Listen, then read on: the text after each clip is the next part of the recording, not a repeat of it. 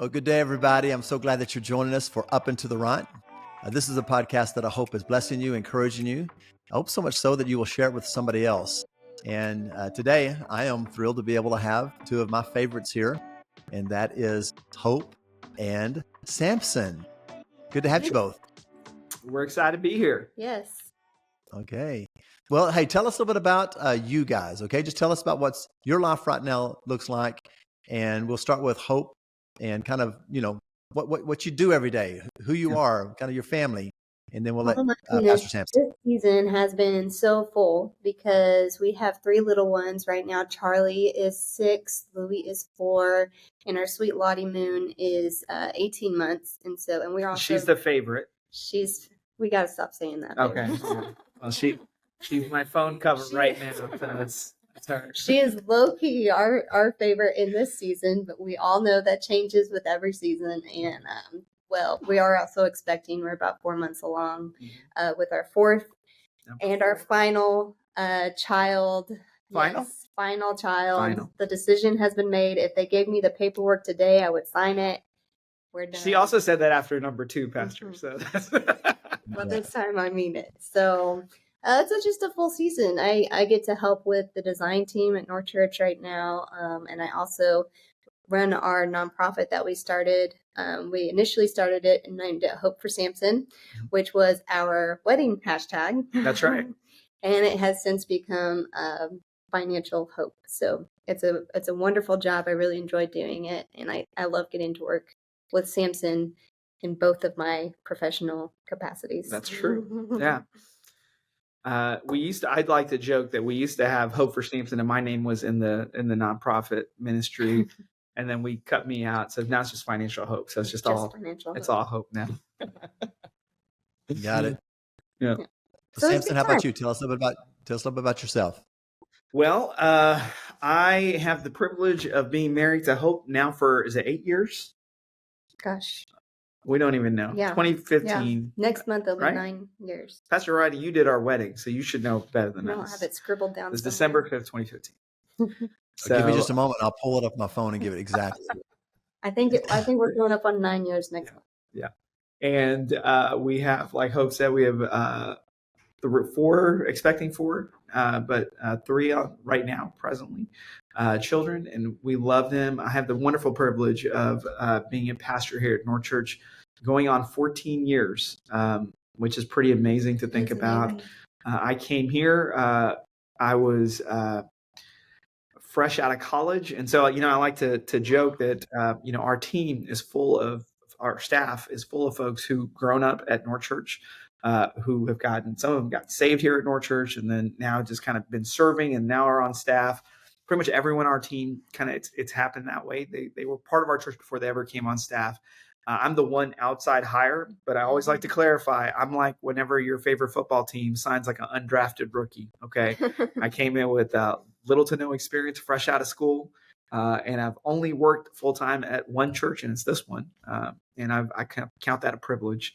What a blessing to be here and to see what God's been doing for the last 14 years. So it's been great. Yay. I would also I found North Church a year before Samson did. You remind me of that all the time. Every time there's an anniversary of his having worked here, I'm always like, but I have you on 1 year. That's right. I was here first. That's right. Yeah. So good. Now, we can go a lot of directions, obviously, with you both. You both are, well-versed in a lot of topics that we could discuss. But today, topic of choice is going to be finances. Yep. So we talked about, financial hope, and we're going to learn a little bit more about how individuals can become debt-free, how that they can learn how to continue to grow their wealth and how to keep it in perspective and realize that money is meant to be guided and controlled by us instead of it controlling us. Yes. And so we can become slaves to it in debt, and we can become slaves to it in prosperity. And we want to make sure that neither one of those happen. But so I want to thank you very much because I think both of you give us a great example of how to steward money and learning from our mistakes in the past and how to better prepare for the future. So first off, let me just start to talk just a little bit about what is financial hope. Just tell us about that? You gave us a little insight. Give us a little more what it's about. We launched the nonprofit in 2017 after Samson and I had spent a grueling 22 months paying off $95,000 of debt. $93,000 of that was student debt, and then we had a small car loan of $2,000. And so we did a lot in those 22 months, a lot of self-denial, a lot of different things that we applied to ourselves. Working extra hours, working double shifts, picking up extra jobs, selling stuff.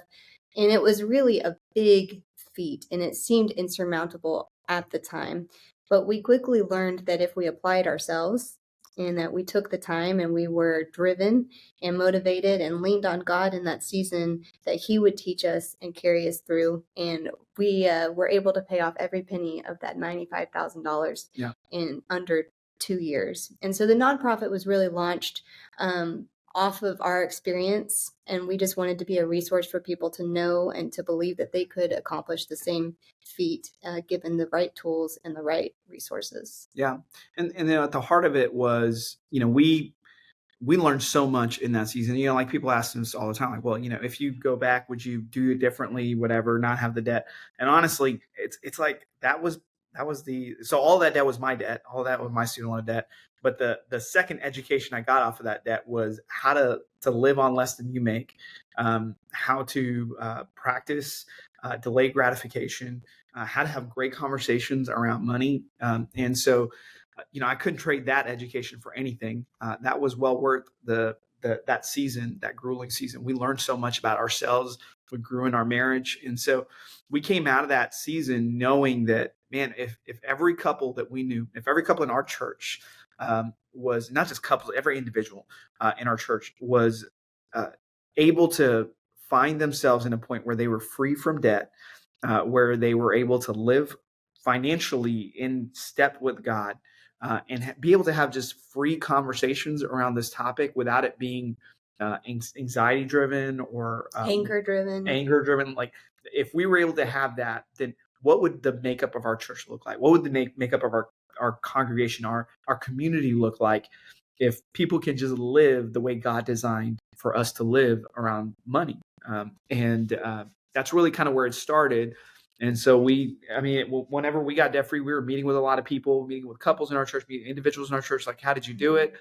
And we're like, man, how can we teach this to more people? Yeah, so we would regularly sit down with couples one-on-one, work them through a budget, a monthly budget, always highlighting the purpose of our meetings were to be able to offer them the ability to be generous one day, just explosively generous and outrageously generous. And so from that, we found that we were meeting with so many people so often that it would be a better use of our time if we taught a course. And so we began teaching FPU, Financial Peace University, here at North Church. And we also would speak in classrooms around Oklahoma City, Francis Tuttle, various schools, and even in Kansas at some points. And just to kind of give a rundown of how to avoid student debt, because I think there is this false perception that there's no way to go to college without signing over a huge sum of debt.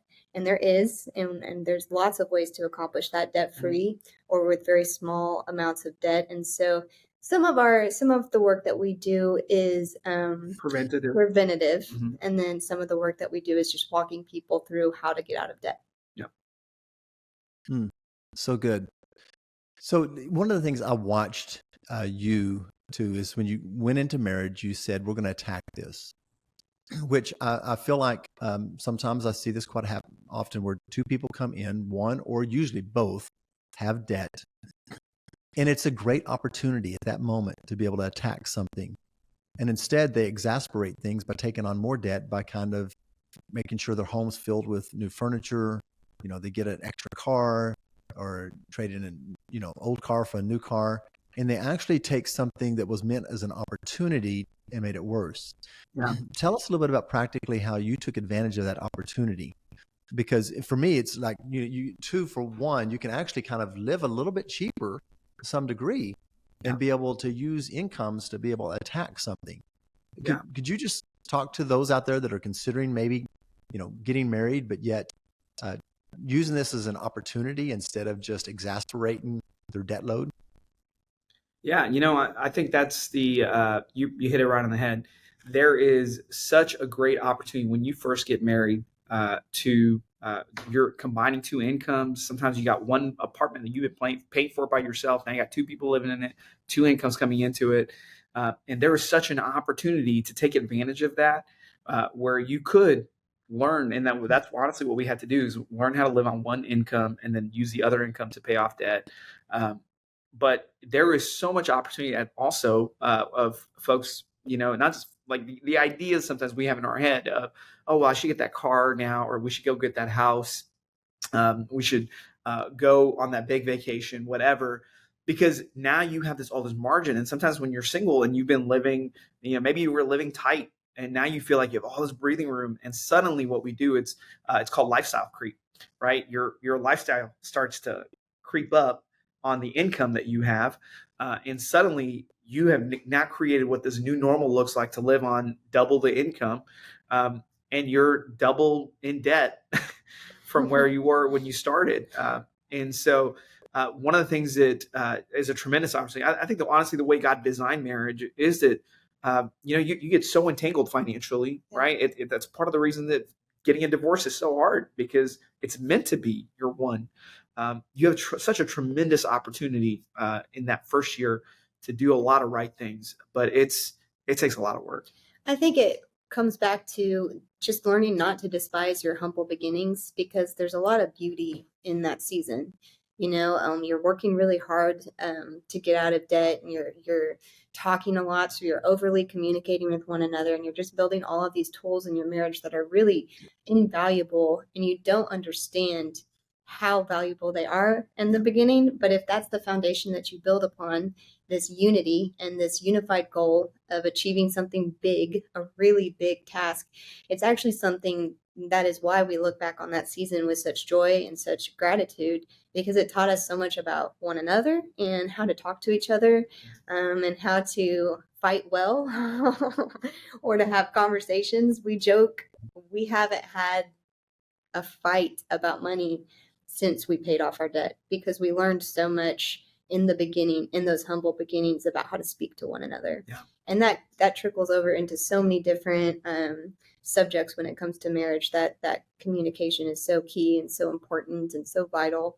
And so it's something that we're really grateful for. And Samson's absolutely right about the lifestyle creep. You get to define what normal looks like as soon as you get married. And so if you define your normal as being house poor or spending all of your money on your car payment, then that's your definition from the beginning. It doesn't mean that you can't redefine it later on. Absolutely you can.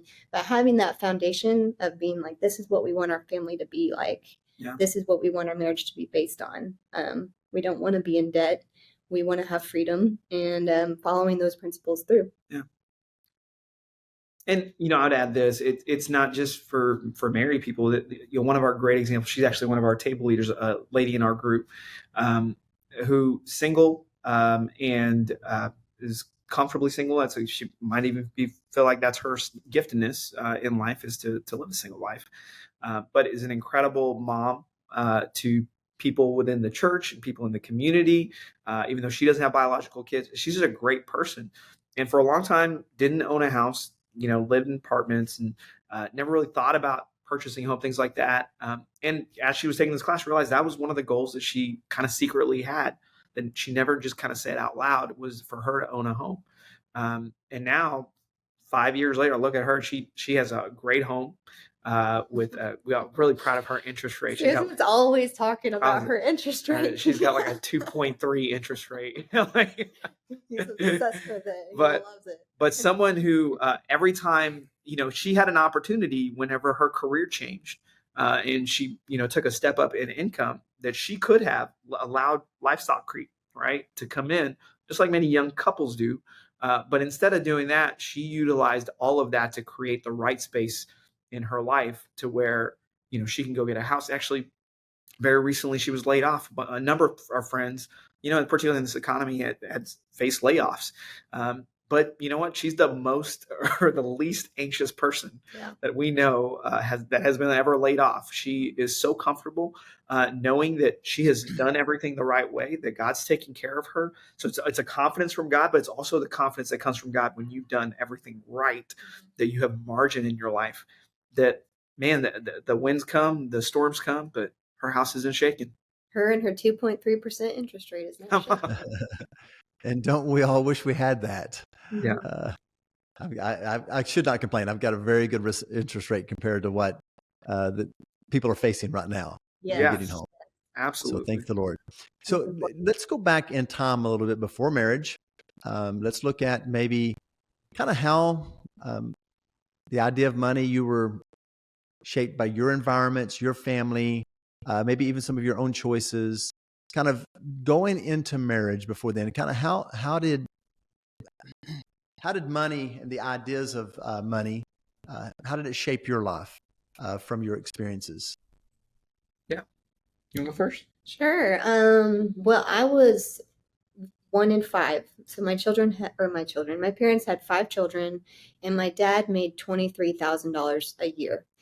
He was a stocker at a local grocery store, and my mother stayed home with us 5 children. And when I say that we lived below the poverty line, we lived far, far below the poverty line. And so sometimes when I tell stories about how I was raised in the conditions that we were able to afford, people kind of do a double take. Sometimes, Pastor, when you get up and talk about how, the farm conditions, that's very similar to how I was raised. And so, we had one potbelly stove that was our primary source of heat in the house. And so when it was cold, we would all sleep in front of the potbelly stove, and we didn't have air conditioning. And so we would take a shower right before bed, even in my pajamas. I remember taking showers, cold showers in the heat of the Kansas summer. You're reaching 103, 105 degrees. And that's kind of how we stayed cool, is taking showers in our clothes before bed. And so we were very poor, but my dad worked so hard. Like, he was a very hard worker, and he instilled that in all of us at a very young age. And one of the things I'm so grateful to my parents for is when I graduated high school, my parents were both, they both had the awareness to tell me, sit me down and say, we don't have money to send you to college. So if you go to get a 2-year degree at a community college, then we think you'll be able to pay for a 4-year degree in whatever area you'd like to work in one day. But we'd like you to go to nursing school today so that you can get a job and work yourself through whatever career you want to go to. And so that advice to me as a 16-year-old kid was something I really took to heart. And that was how I was able to work through college and graduate debt-free, and then began working, entering the workforce as somebody who was making a healthy income. And I did eventually switch careers, I guess. But after 16 years as a nurse, I finally did switch careers. Yeah. And I think for me, we immigrated here when I was 4 years old to the United States, to Dallas, Texas, from India. And so it's just like any other immigrant story. You come to the land of opportunity, to America, and most families that come, they're hoping for, they're working hard, but they're hoping that their kids would accomplish the American dream and fulfill and go further than they ever could. And so that was very much my parents' story. They came here with very little and worked really hard. My dad was a chef, and my mom worked at, I think at that time she was working at like some sort of factory, car parts factory in Dallas, Texas. And then she eventually— both very hard workers. Yeah, both extremely hard workers. And then my mom went on to get a job in medical. She's a respiratory therapist. And so it's a great job now. Can we just take a moment to appreciate how cute little Samson must have been, 4 years old, not speaking a lick of English and coming over here, just That's like true. this cutest little Indian boy. I just love love hearing his stories about when he was going to school and learning English. It just makes me glow. I just love it. I did have an Indian accent when I first showed up there. And so you can still pull out the Indian accent. I can still pull it out when I need to. Absolutely. So But what would your dad say to you, Samson, in his, you got to say it in his dialect. yeah. What would he say to you about, let's say, about money? Why is it important to Ooh. handle your money wisely? I think for my dad was super big on generosity and giving to the church, and so for him, it was all about being generous and giving. Um, but whenever my dad wanted to have a serious conversation, I always say this. My dad would always, he had this line. He'd be like, "Samson, look at my face," and that was like the cue that we were about to have a serious conversation. But my dad, I mean, uh, I honestly think, like, for them, like they didn't have a lot of how to make it financially in America. Like they didn't have that lined out for them, and so they had to kind of learn as we go. And so I would say one thing that was I had to kind of learn on my own was with student loans was just like, oh, that's just what everyone does. Everyone goes to college. You want your kid, especially as an immigrant family, you want your kid to go to college and get a good degree and make money. And so it was just normal to go get student loans. That was one thing that I don't, my parents weren't prepared for or kind of knew much about, and that was something I just kind of barely knew as an 18-year-old. I'm signing up for this. And it wasn't till years later, until I married this lady, that I really had to like confront the idea that, oh, like this is a lot to pay back. Because here's the thing: when I graduated school, I had $75,000 in student loan debt. And I was, I wasn't a big spender. And so I was faithfully making my income contingent payments every single month, roughly $400 to $500 a month, every out of my, paycheck every single Never month. late. Never late, Never always on missed a time. payment. And I had paid off negative $20,000 because That debt grew in 5 years, $20,000 more, never having missed a payment and never being late on a payment. So that's the kind of interest rates that we're dealing with when it comes to an 18-year-old trying to understand the complexities of compound interest. It's really difficult. So we need to do a good job as parents and mentors of preparing the next generation and knowing that this is going to be a very difficult loan to pay back. Yeah. And so that was one of the things, that not having that education at a young age, that's one of the reasons that drives us. We want to give as many people the opportunity to know that. When we teach our class, talk a lot about compound interest, what that means, how it works for you, how it works against you. It will work. But it will work against you or for you. Yeah. And so helping people understand what that means, because, that early part of my life paying off debt, I wasn't even paying off the interest. So the interest was growing. And so the principal of the loan was continuing to grow, even though I was making payments. And so that was one of the things I wish I knew, but didn't, and had to kind of learn the hard way, but grateful having to learn it, because now I get to teach it. So let's take a scenario. I'm not going to put a exact amount on how much somebody has in loan, but because I can pull out 100,000 and somebody out there can't relate because it's 20,000 for them. And they're like, oh, I don't have that big of a deal. Or I could say 30,000 and somebody has $200,000 worth of debt. But let's just say somebody has a debt, it's weighing on them. And I'm not even giving an amount of income that they make, but I'm just going to say, what would be some of the things that you would practically give to anybody that you say, here's what you need to do first. Yeah. Take this and take these steps and begin to walk this direction. What would you say to somebody? Yeah. I think the first thing that you have to start is the confronting of the actual weight of the debt. Because when Hope and I, in our story, I never really thought that was a bad thing, because I remember I was sitting at a loan officer's office, and, I was looking at purchasing a house before Hope and I got married. And, the loan officer looked at all of my debt to income ratio. That's one of the things that they do. And, I was kind of worried because I had, $90,000 plus in student loan debt. And I was concerned that was going to mean that I couldn't get a house. And he was like, oh, no, this is good debt. And so I had it built in my head. It's like, oh, this is good debt. There's bad debt, and then this is good debt. And so I had this idea, kind of falsely, that oh, this is good. And the truth is, No debt is good debt, because debt is risk that you're taking on. And so you have to be able to understand the weight of carrying debt. No one should feel comfortable carrying debt. And so until people get to that point mentally, that's really the first step, is realizing that this is actually a problem. You can't really fix a problem until you realize there is a problem. And so that would be the big first step, that for me, in my story, I actually remember the day we were having this argument. This was the last money fight we had in our marriage. Was Hope she was pushing me for the first few months of our marriage, really wanting to like pay off the student loan debt. And I was like, I didn't get the big deal of it. And I wanted to get her a gift. I wanted to buy something for myself. It was so sweet. He wanted to spend money on me. Yeah. And she was like, no, we're not going to do that.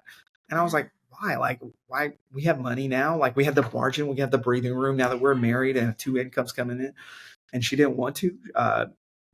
So I was very frustrated. And she was talking about how much she wants to pay off this debt. And I felt like she was attacking me because it was my debt and all this kind of stuff. And I remember I wanted to pay somebody to mow the lawn. She didn't want to do that. She wanted me to mow the lawn. And so I was mowing the lawn. Listening to a Dave Ramsey book. And so I was like double mad because I didn't like mowing the lawn. I definitely didn't want to listen to this book. And the whole time I'm listening to this book, I had this realization that, oh man, this death thing is an actual problem. And so that's really the first step. And I wish I could say that I walked back from mowing the lawn and told Hope, oh, you're right. I didn't. It took me months to even get to that point of admitting that this was a problem, that I'm ready to take care of it. But that would be the first big step, is admitting the problem. And then I think the next thing is probably working towards it by starting with an understanding of your budget. Yeah. So this is hard for people that aren't spreadsheet people. The budgetary step that you have to take is really hard for somebody that's more of a free spirit and just really despises sitting down and working through forms, because it is arduous. It's not a simple task, but you really have to get a good handle on what your income is and what your expenses are. And so we usually recommend that you go back the last 3 months and come up with an average of what your income was and an average of what you spent. And that gives you kind of a good idea about what to expect for the next couple of months. And we also, we always put this little caveat in there that no budget is perfect on month 1. Like, you're going to be making tweaks here and there for the next 6 or 7 months until you get a really good feeling and understanding of how your personal finances work. Little expenses that are regular, but not so regular.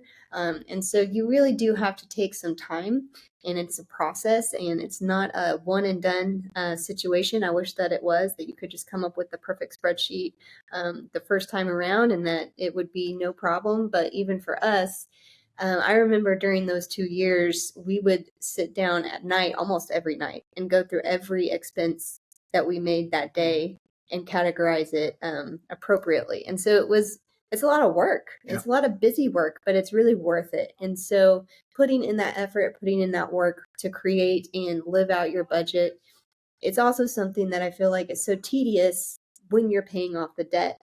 But on the other side of things, it becomes so much easier to live that way.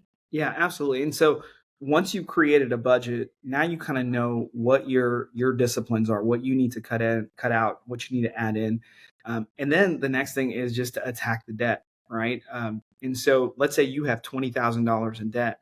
Well, once you created the margin in your budget and you say, okay, I have $500 going towards subscriptions that I don't need, going towards a gym membership when I could go work out for free by joining a North group like F3 that's in you can do it for free now, right? Or I could, cut out, I can look at insurance again. Sometimes some of us, we sign up for insurance for our house or auto, never look at it for years. And so there's little things that you can do, and you start creating those margins in your budget, and you start to say, oh, I got like $500 extra a month.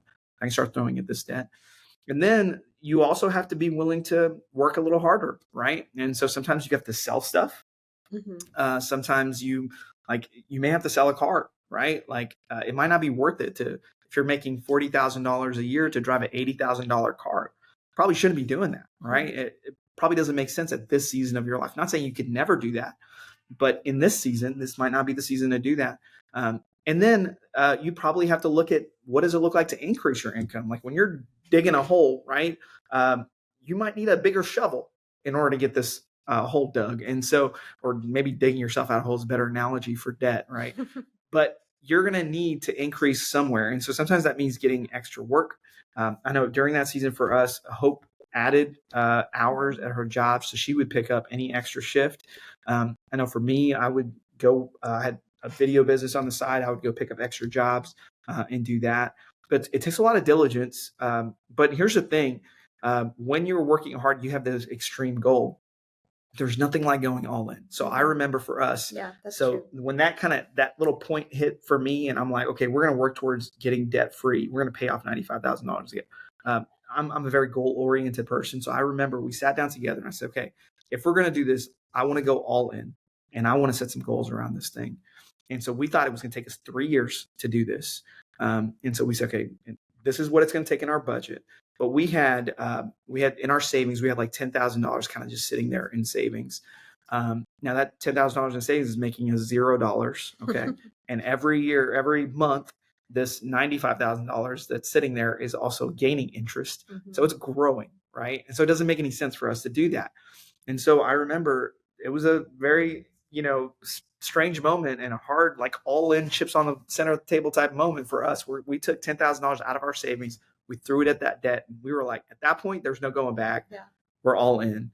And so when we did that, we were all in. And every month we learned how to live on much less than we make. And so we would live on one person's income. Everything that Hope made, we would put towards the debt. And then we would just go at it with any sort of margin we had in life. We would throw at it. And when you have, bills coming in every month and you only have $1,000 in your savings account, it makes every little purchase that much more of a big deal. Because when you've got a good amount in savings just sitting there, it's almost like pseudo cushion and you don't have to feel this sense of urgency. But in this season, when you're paying off debt, it's really good for you to feel that sense of urgency, right? You should feel like, oh my goodness, I can't afford to go out to eat and spend $50 because I have only $500 to make it for the rest of the month. And so that we're big proponents of being committed to this process and not dabbling in it, because if you dabble, this process tends to be drawn out over a decade sometimes, and so that's how people end up spending so much money on interest, is because they don't want to be all in and they don't want to be committed to a hard process. But we're big proponents of just commit, jump in, give it to everything that you've got, and the rewards will far outweigh the season that you spent being diligent and working.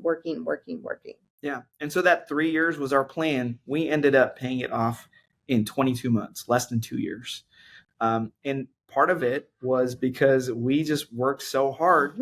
But then the other part of it was just God just showed up in really crazy, miraculous ways where somehow we had a little extra here, a little extra there. And Pastor Rodney, I'm not lying to you. This is crazy. We see this every time as we walk people through this process. You wouldn't believe how often we've seen people, because they're diligent, that they see a windfall out of nowhere. It's just like, I feel like it's kind of like God, when you start being diligent in something, man, God just shows up in kind of these miraculous ways where, we've seen people, like numbers of times, like more often than we can count, like people where inheritance came in, or a family member showed up and said, I have a gift for you. Or, something would happen, an insurance check, something like miraculous little things that would happen. And suddenly it takes them from, oh, it's going to be 3 years to 2 years. Like, it's amazing how God shows up. But I will tell you, one of the most important things in that, we never stopped giving. We knew. So when people cut their budget, you will know where their heart is. Tempted. Yeah. What they're tempted to do. They're tempted to cut the thing that is God, is the it's like you're cutting your lifeline while you're trying to survive in the ocean, right? Without trying to drown in the ocean. It makes no sense. Like, no one would poke a hole in the raft while you're trying to live. Like, you don't want to cut God out of this process. And so we continued to give. We even gave above our tithe in this season because we believed that God was going to show up. And that, I think God is the one who made that margin up from 3 years to 2 years. I know it because he just showed up in ways that we couldn't, even if we worked hard, we couldn't do it on our own. He was the one that was showing up on the other side. So, okay, he was saying, you know what, you're willing to do this? Let me show you what I'll do. And if you're going to be faithful in the little that I've given you, then I feel like I can trust you with a little bit more. Yeah. And I think that was really the anthem of our process throughout this, is not cutting back on giving. I think during that 2 years, if Samson came to me and said, I want to give an extra 500 or an extra $1,000 to this person that needs it, I don't think either of us at any point during that 22 months said no. Like, we were both unified on the generosity front. Even the lessons that God teaches you when you're generous in seasons of scarcity are that much more important, right? They're that much more foundational, and you remember them and you look back on those seasons. You're like, wow, when I chose to give God when I had nothing, and give to the church or give to people that needed money more than I did, God really took care of me in those seasons. And so those are lessons that we built our marriage on, and so those are also lessons that we want other people to see for themselves. We want them to test it. We want them to prove it. And we want them to know that God will have their back if they're willing to be diligent and work hard. Yeah. And then you just work. You work towards what the prize is, and you have to have some goals along the way. So one of our goals was, I told Hope, like, listen, if we're going to pay off this debt, then I want to look Dave Ramsey in the eyes and tell him we did it. Okay. And so that was one of our goals. So at the end of 22 months, we went on to Dave Ramsey's show in Nashville, Tennessee, and we told our story to 18 million people over the radio. And we got to do our debt-free screen. That was one of our goals, and we wanted to make sure we did it because we were serious about it. And so I think that's one of the things. If you're going to do this, you got to set some goals for yourself. You got to talk out loud about them with people around you to keep those goals alive and in the forefront of your mind. Got to keep the carrot in front of you and talking about it, about what you're going to do when you get out of debt, or else you just get really tired really soon and then you burn out. And so we want you to focus on the goals, the prize waiting for you. Keep the vision clear. Keep the vision clear. And, one of the things that we talked about regularly as well was 5-year goals, and then also 10-year goals that we had, and one of the things, when Samson asked me about 10-year goals, it just seemed like so far away, but I wanted to go on a trip to Europe, and I wanted to build a home that we could design. And, both of those things happened close to our 5-year mark instead of our 10-year mark. And so I think talking about those goals, keep them in focus. Actually, you'd be shocked at how quickly those things can happen for you. Yeah. So you're already kind of leading into my next question. We're talking about your debt, what you did, the drive it took, the discipline it took, all that, and also the grace of God, the grace of God along with that I think he comes alongside with those areas of discipline and the drive and the hard work and wanting to honor him with your finances and continuing to tithe and continuing to do those things. But now, after it's all paid for, and you've already kind of led into it, talk a little bit more about, for somebody that's, okay, they reached that goal. Yeah. Boom, I'm done. Now what? What is how do they handle moving forward from there? Yeah.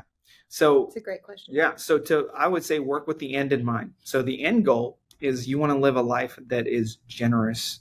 And so you want to make sure you're starting with generosity at the start, not the end. And so we looked at it and said, okay, there's some things that we want to give towards. There's some things that we want to support in this season. Now that we have a tremendous level of freedom, we were already doing it, but now we have a greater capability of giving.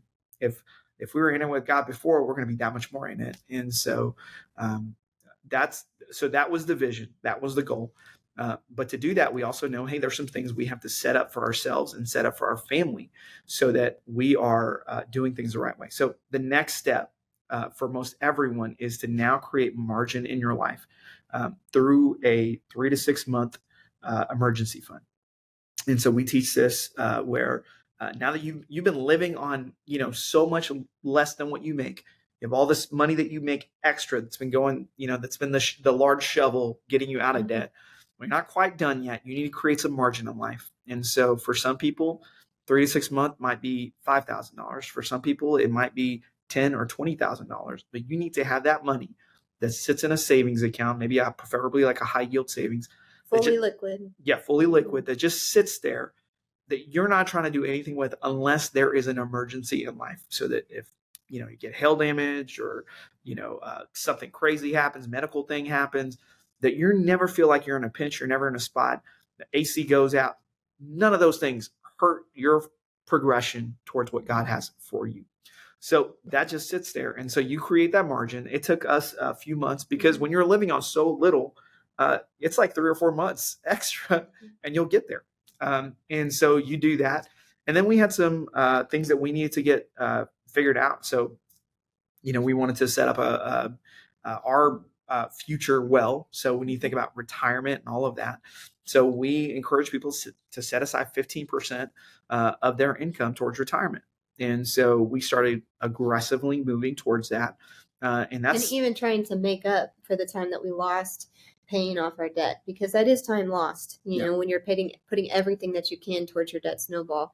So we would do even more than 15% in the beginning and try to kind of make up for some of that lost time. Yeah. And we found that in doing that, increasing that percentage from like 15 to 20% that we're trying to put away, it felt easier actually than you would think, because it's almost this idea of reverse budgeting, because all of your stuff gets auto drafted, and at the very beginning of the month, everything that that you want to give towards, everything that that needs to happen for your family to survive is already taken care of, and then you have the rest of this money at the end of the month, and you get to decide where that money goes. Yeah. And so we did that, and then we also set up college funds for our kids. So just basically, gonna have to set up another one. Yeah, before too long. We'll be setting up another one soon. But we wanted to make sure we do that. And then we also wanted to aggressively pay towards our house. And so those were all the simple steps we took so that now that we create a margin, we're doing something with that margin. And then it's really about being generous on top of that. So like, hey, where are opportunities that we can give, that we can continue to serve the kingdom. And so, I remember there was a time like, during this, we had paid off the debt. We were good. And for Christmas or Thanksgiving, it was like a Black Friday deal. There was like a TV on sale. And so I told Hope I want to buy this. It wasn't a big purchase, $400, $500. I bought it. I remember hung it up on the wall. Samson's a big tech guy. If you don't know him, this man loves technology. I do love technology. Which is fitting because I hate it. I hate it. And so I put this TV on the wall, and then that Sunday, Pastor Rod, you had a Heart for His House partner up on stage. I think it was Advocates for Africa or one of our African missionaries.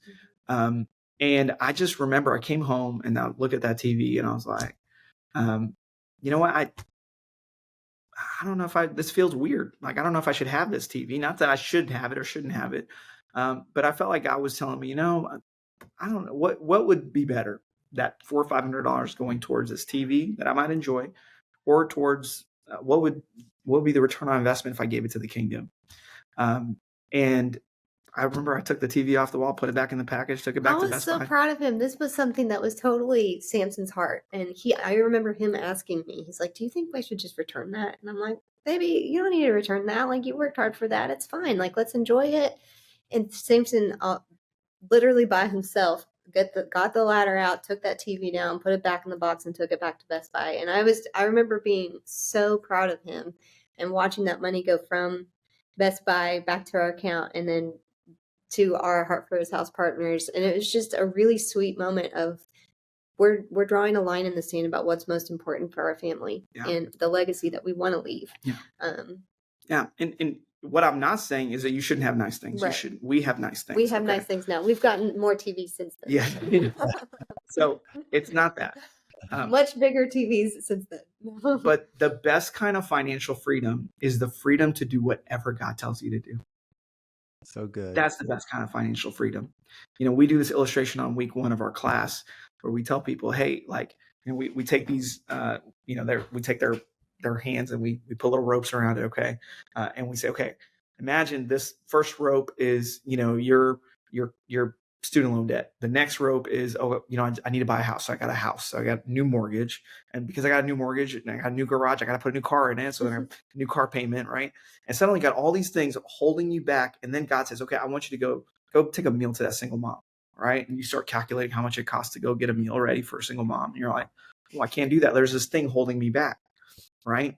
And so what we thought was all the perks of financial freedom, having the house, having the car, all that kind of stuff. That's actually the thing that's holding us back from true financial freedom, because true financial freedom is being free to obey God. being free to serve the kingdom. And so if God tells me to go do something, I'm like, I have the freedom because I'm no longer bound to debt. I'm no longer bound to whatever other things that I have obligations to in this world. And so that's the ultimate freedom. Jesus says this very clearly. He says, you can't serve God and money. You can't serve God and mammon. He says that very clearly. And part of that is that the way that you diminish the power of money in your life is by having less of it. Now, there's two ways to have less of it, right?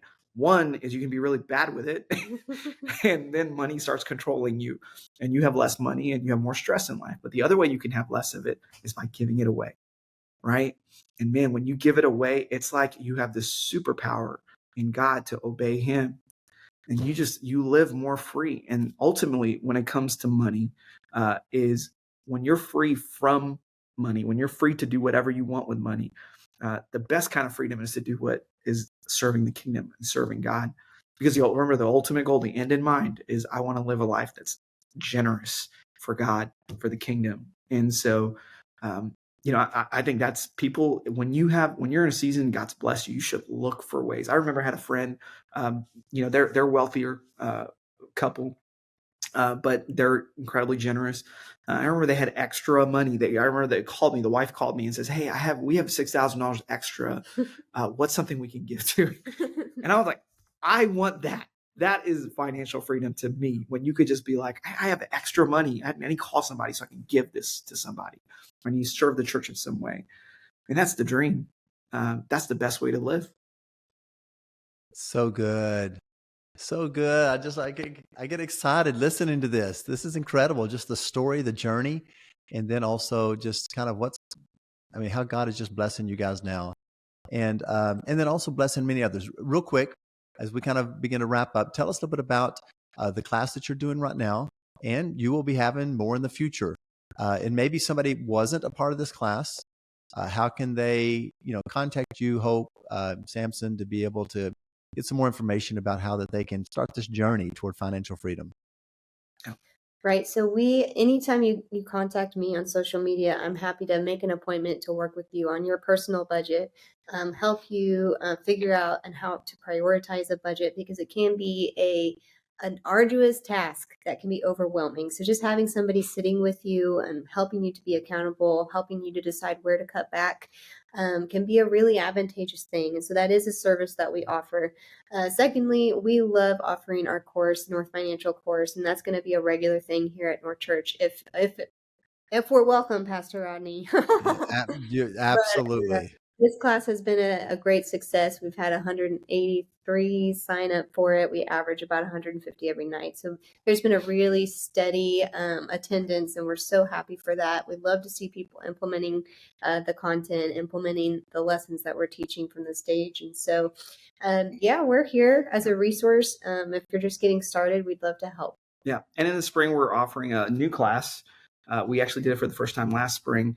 And it's all about creating a will, your financial security for moving forward. So how do investments work, trust, all that kind of stuff.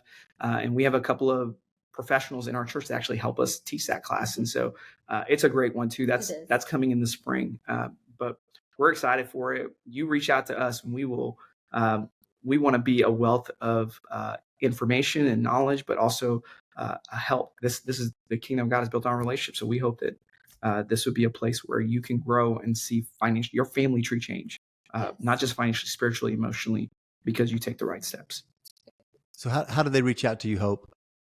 I have my social media, which is just hope.varughese, and you can reach out to me there. You can reach out to me via email, hope.varughese@gmail.com, and I would love to speak to you.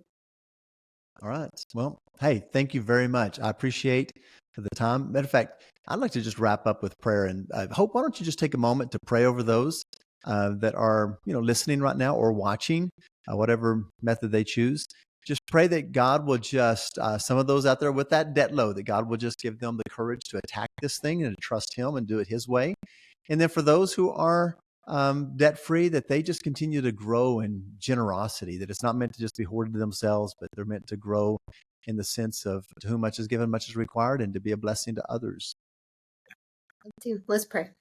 Father God, we just thank you, God, for teaching us these lessons so early on in our marriage, Father. And right now, I just want to pray a special prayer for those who might be feeling anxiety or overwhelmed in regard to their financial situation, Father. And I pray that you would bring them peace, that you would bring them clarity, God, and that you would help them to understand what steps that they need to take next in order for this anxiety to dissipate and in order for them to live a healthy financial life, God. And I just thank you that you're a God that cares about us deeply. The hairs on our head are numbered, God.